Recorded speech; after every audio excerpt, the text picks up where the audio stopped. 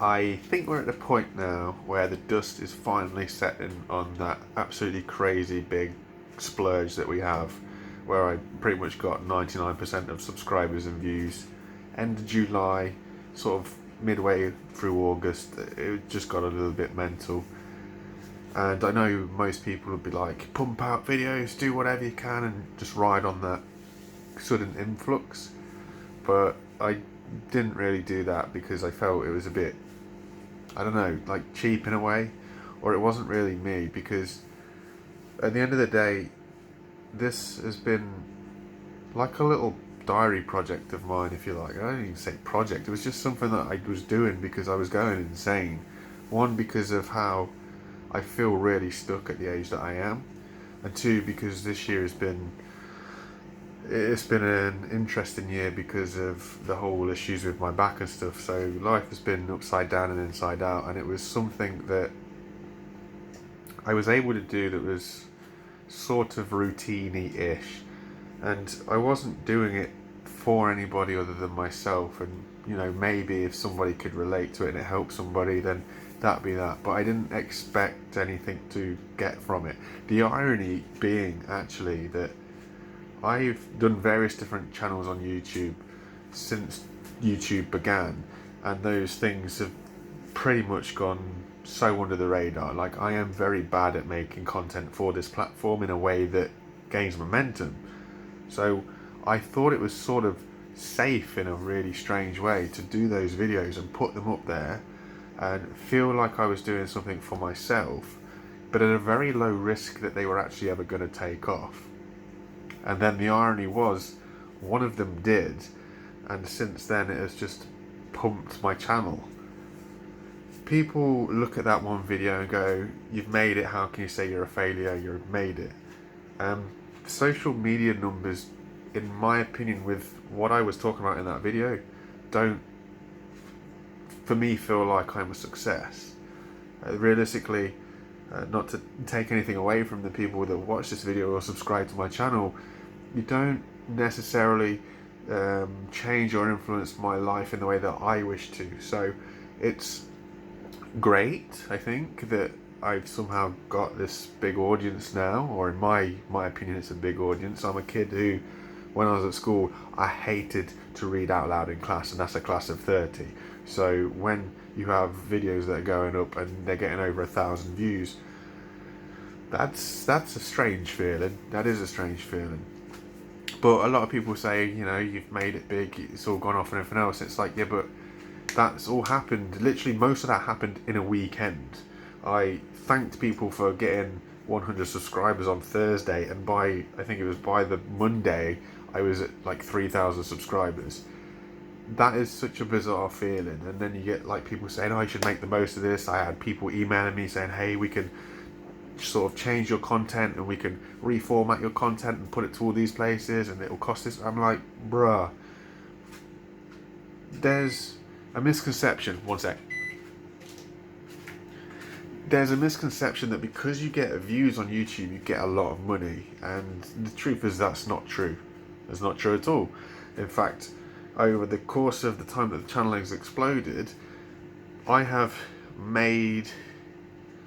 I have received more financial support, if you like, from people who have done super chats and members than I have off of the AdSense of YouTube. Interestingly enough, the one video that has the highest advert revenue rate thing, CPM or whatever it's called, is the one that's titled something like Autonomous Habits, and the rest of it is really kind of low numbers. So if you have low numbers, you have to get a lot of views, but I'm not here for that. And I think now, looking at the trajectory of subscribers and stuff, we are settling down now. And I knew it was going to happen sooner or later, and potentially it's going to make me feel a little bit more comfy again, because it's basically, I know that there's a couple of people for sure who I keep seeing, who I saw all those months ago, and they're still kicking around today, and I really appreciate them. And we've picked up a few people along the way, and they've made some good suggestions to stuff. But it's easy come, easy go, like I said before, and I'm not one to know how to address a bigger audience. There's some strange little pressure, if you like, because of this big sort of support or following that I gained in such a short space of time. It's like people want to see this progression, people want to see the path I take. But if I'm being honest, if I want to work on myself, it's not something that's going to happen week after week after week after week after week. If I really want to build and like learn something or try and change my path as much as I can in the correct way, it's something that's going to take a long time. And in the world of social media that we live today, people aren't here for the longevity of something. Look how much we scroll through stuff. You've got all these apps now that are short video formats. No one's going to stick around to follow God knows how many months worth of progress when nothing's changing from week to week. They need that, almost like daily different thing happened. I tried this and this happened. I tried this and this happened. But real life doesn't work like that. So I have to be real there and acknowledge that. And that's what I was doing before. I was just saying like, hey, this week it's been like this, and this is what I hope to do, and this is how I'm finding it. And it's the truth now. It's like journaling. A lot of people have sort of suggested journaling, so I've started to sort of have a look into it a bit more, and I'm really thinking about it as something that I wish to at least have a go at. But even journaling isn't going to be something that if I start today, we're going to see the changes in a week. It's a long-term thing, and for me, that's something that I understand, but I don't know if people who jump to support the channel understand, because maybe they're expecting a week from now, then I can be like, I've got a Lamborghini, that kind of big dramatic change sort of thing, and it won't happen. And I think that is where definitely myself and maybe people in a similar position kind of freak out a bit, because we don't like where we are, right? So we want to get somewhere else. And as much as we know deep down that it takes time, we might not necessarily want to admit, or we're not patient enough for that thing to happen over time. We want to put all of the effort in now and see the results tomorrow. And doing this kind of video thing is a process that I felt I've had to do to basically remind myself, look, just stuff takes time. And if I can look back 12 months and see that I'm in a better place, then that's good. If I look back and I feel like I'm nowhere, then obviously I need to change whatever it is that I'm working on, because quite clearly it's not working. I don't really know what else to say about that. It's annoying that this September is going to be like 12 months since that first video that everybody's kind of saw. And realistically, I personally don't feel that I'm any further than I was then. This year hasn't really helped much. If anything, it's kind of put me back a little bit. But that in itself gives me this whole massive conflict of my mind, because I know that I have been given time. I might not have been given some sort of physical ability due to the problem with my back, but I have been given time. And that in itself has been one of the most stressful things that I've faced this year, because it's like I'm aware that I've been given the gift of time, and I have absolutely no clue what I'm doing with it at all. And the stress that has put on me this year, knowing that, hey, the one thing that everybody wants is more time, and you've got it, now make the most of it. And then it's like, but what am I supposed to do? Which direction am I supposed to go? Which choices am I supposed to make? And they have basically put me in a position where it's the fear of doing anything, and I've ended up doing nothing. It's not good.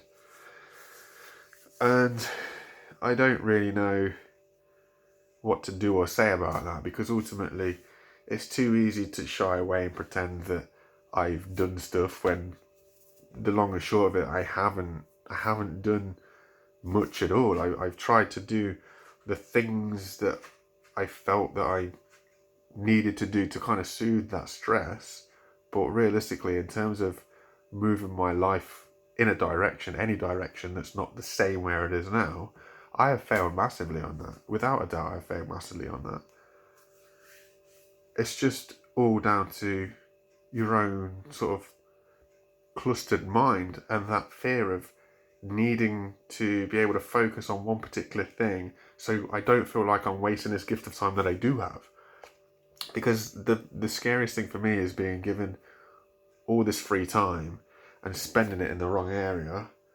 That is just as bad as kind of missing out on it like I feel like I have done. I don't know.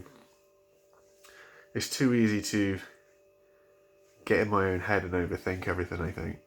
But I'm just trying to be real with you.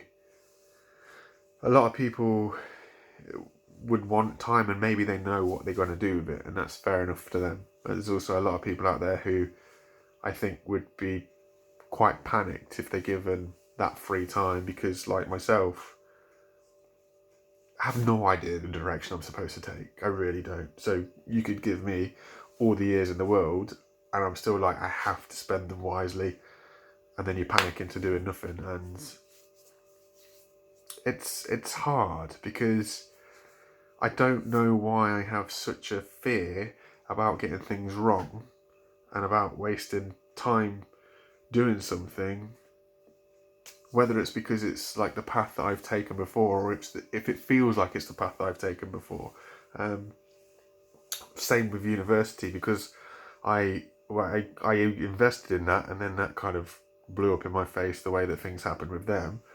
And then working for the electrical firm and then going into the electrical apprentice and then just this way that kind of went as well. It feels that I have put energy and effort into something that the end result is just like not it. And the hardest thing is feeling that you are doing something because it's what you're supposed to do, in that you're supposed to get a trade, you're supposed to stick at a job for all those years. And like people have always said it, like, you're not supposed to be happy to go to work, you just go to work because that's what you have to do.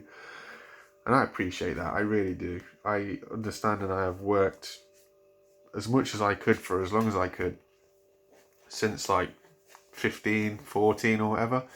So I understand that there is an expectation on you to just work and work and work and work and work. But at the same time, you get to a point where it's like, this is not it. This is making me miserable. And I know people are like, oh, you're not supposed to be happy at work. It's like, yes, maybe you're not. But you're also not supposed to be miserable either. You're supposed to be at least able, like, content or manageable. Not start to wake up every day thinking, I'm going to end up killing somebody because I'm not trained properly, or just really dragging yourself out of it because everywhere you go, if you work in electrical industry, you know, industrial electrics is just miserable. There's nothing pleasant about it. You're in the darkest of the dark buildings all of the hours. It's shitty, there's rat mess, there's bird mess, there's just nothing pleasant about it whatsoever. And at the time, it wasn't even a real good wage for me. And it's just like, there is nothing good about this. There's nothing good about this. I don't know. It's getting towards September, and September for me, for an unknown reason, is not a good month. So I think I'm just starting to stress a little bit now. But I thought I'd just talk to you guys. I know it started off up here like, yeah, look at us, the dust has settled, we got, you know, reasonable numbers, and we've ended up down here. But for me, this is a more real video, I guess. This is to the few people who I know that have kind of stuck around for the longest time. And I just wanted to say, I just wanted to say I'm sorry, because I feel that I haven't like done anything to prove or to show that I'm at least trying, or at least it doesn't feel like it from my perspective anyway. I'm doing a lot of sitting there and watching a lot of like not motivational stuff, but like there's people that talk about like how to work towards a better life, like how to attack things that feel so out of place. And I won't lie, after watching a few of those videos, more now than before, which to me shows maybe a progression of something, I am starting to kind of listen to what's being said and like okay, so this is what I need to do, this is where I need to take action, kind of thing. And that's why I ended up going for the walk every day. That is something that, believe it or not, was from all these different talks and stuff. And it's like trying to take control of the little thing that you can do, because it's the little things that are more significant with the big things. Because if you can't handle the little things, how are you expected to handle the big things? I don't know. Or maybe it's just what I was saying before, in that this process is a long one and it takes a lot of time. For me, it feels like I should be somewhere else, like further down the line, and maybe it is what it is. Like you can't rush a process, and everybody's process happens at a different rate for different reasons. I don't know. September is not a fun month for me. I don't know why, but I guess I'll explain that in another video anyway. Thank you if you're still here. I really appreciate it, and yeah, I hope to see you again next time. But if I don't worry about it, because I'm used to 5 views, not 1,000. Thank you.